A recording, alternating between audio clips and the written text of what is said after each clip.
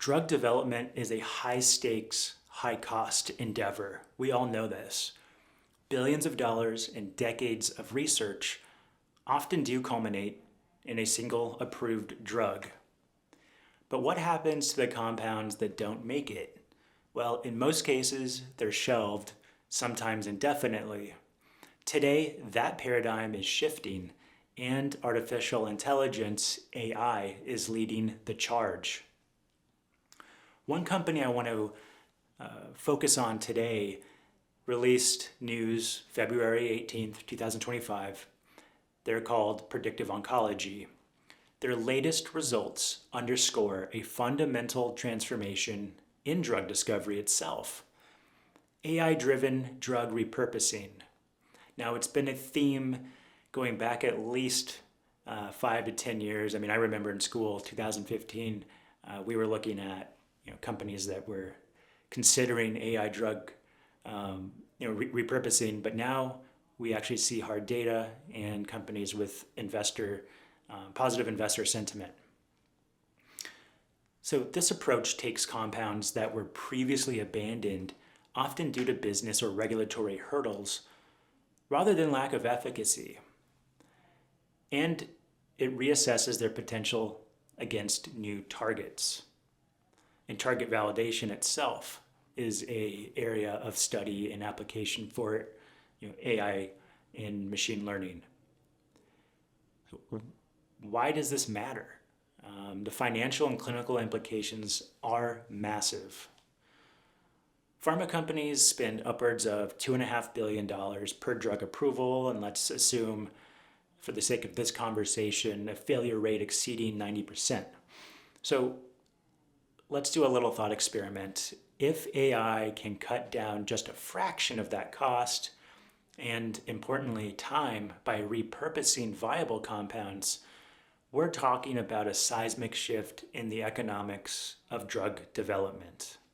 But beyond just cost savings, AI enables something more profound: precision. In Predictive Oncology's recent study, their active learning AI platform identified 10 times the number of viable drug-tumor combinations compared to traditional lab testing. This, importantly, shaved off an estimated 18 months of wet lab work. That's not just efficiency, it's acceleration. And in cancer treatment, speed translates into lives saved. This development raises important questions for big pharma, contract manufacturing, and data infrastructure. Who stands to gain? Who stands to lose? For large pharmaceutical companies, this represents both an opportunity and a challenge. On one hand, AI-driven repurposing offers a second life to drugs that might otherwise sit idle, creating additional revenue streams with significantly lower R&D risk. On the other hand, it threatens to disrupt the traditional early-stage pipeline, where large firms historically exert the most control. In my opinion, expect to see more partnerships between AI-driven biotech firms and big pharma, with potential licensing deals or JVs, joint ventures, accelerating AI-powered drug development.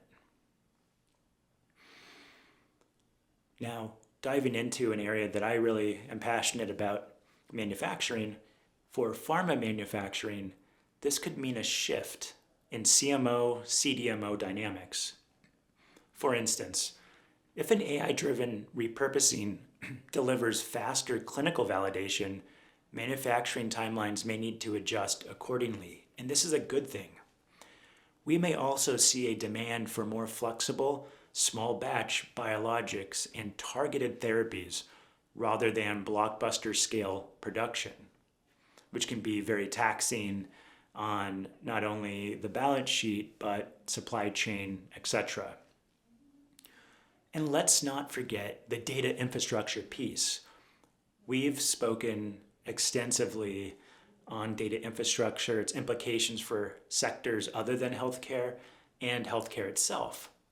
So AI doesn't work in a vacuum. It needs high quality, structured, and accessible data, which has long been a bottleneck on the R&D side of pharma. Companies that control these data sets, whether through proprietary biobanks, genomic databases, or real-world evidence, these will become increasingly powerful players in this ecosystem. And as somebody who's been in the data world, both data in finance, data in healthcare, and the intersection therein for over a decade, the number I'm about to mention does not surprise me, and I wouldn't be surprised if this number was an underestimate.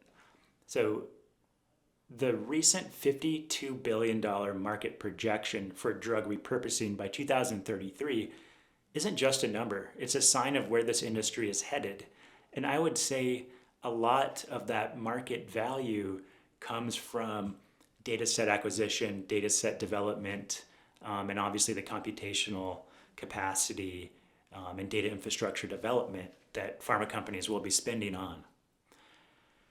So in tandem with these advancements, and in healthcare as well as in finance, regulatory bodies are just as important as the end user. Understanding the end user, obviously, the patient, understanding the regulatory bodies. Look, they are mutually important, of equal importance, I would say. And that's a strong characterization. But so, look, in tandem with all this AI development, regulatory bodies in the US, EU, Japan, parts of Southeast Asia, even in China, they've been advancing and evolving to keep pace. This year, January 2025, the FDA issued a draft guidance, and I believe it was the second guidance, and it was titled Artificial Intelligence Enabled Device Software Functions. And long story short, this is a positive sign that the FDA is adapting to AI in pharma development.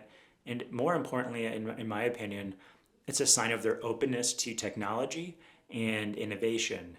And going a step further, when I saw the headlines that the HHS has hired an ex-Palantir tech executive to dive deep into the cyber and the data side of, well, who really knows what's there now, but we need a lot of structure. We need fewer systems in healthcare.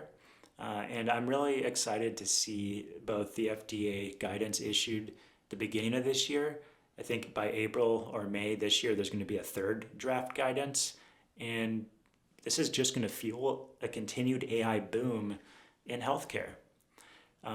So it's super exciting in our opinion, and it's certainly crucial as it offers clear regulatory pathways for devices. And I think going down the road, it's going to expand to control how data is analyzed for drug discovery and development. So where does this leave us? The takeaway is clear. AI is no longer just a tool for predicting drug efficacy, which I've also worked on extensively, but it's now actively reshaping the drug development pipeline. Companies like Predictive Oncology, which is a really interesting company, I encourage anyone who's made it this far in the video to just type it in and do some research on the company. They aren't just identifying abandoned compounds, they're rewriting the rules, frankly, on how we think about drug discovery.